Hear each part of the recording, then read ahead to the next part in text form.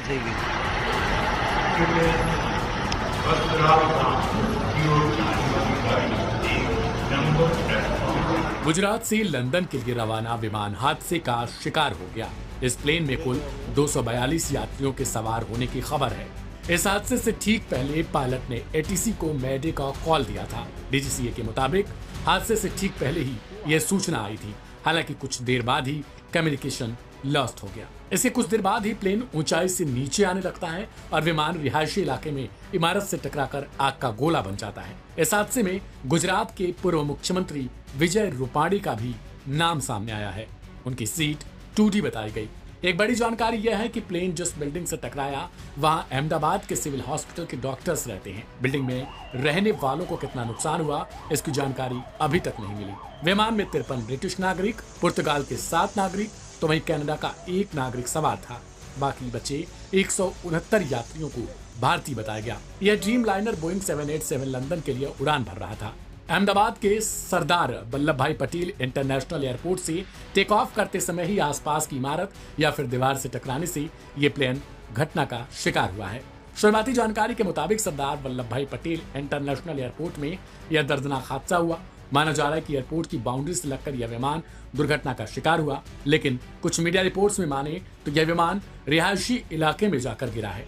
जो शुरुआती तस्वीरें आई है उसमें देखा जा सकता है कि विमान के परखच्चे उड़ चुके हैं। राहत और बचाव का काम जारी है। एनडीआरएफ की कई टीमें घटनास्थल पर पहुंच चुकी हैं। यह हादसा मेघानी नगर में हुआ, जो अहमदाबाद एयरपोर्ट से 15 किलोमीटर के करीब है। यह एयर इंडिया की इंटरनेशनल फ्लाइट बताई जा रही है, जो टेक ऑफ के कुछ देर बाद ही क्रैश हुई। फ्लाइट अहमदाबाद से लंदन की ओर जा रही थी। हादसे के बाद आसमान में काले धुएं का गुबार भी नजर आया। अस्पताल अलर्ट पर हैं। घटना के बाद आसपास के इलाकों में अफरा तफरी का माहौल है। मेडिकल की कई टीमों को तैनात किया गया है। इसके अलावा गुजरात एयरपोर्ट को भी बंद कर दिया गया।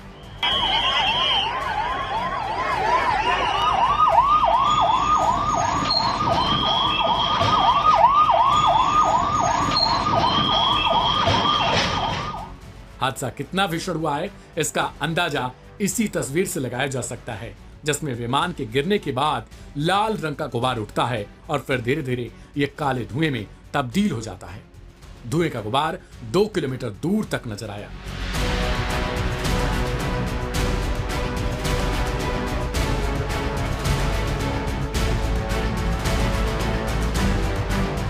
चारों तरफ अफरा तफरी का माहौल है। लोग इस भयावह हादसे को देखकर भयभीत हैं और इधर उधर भाग रहे थे।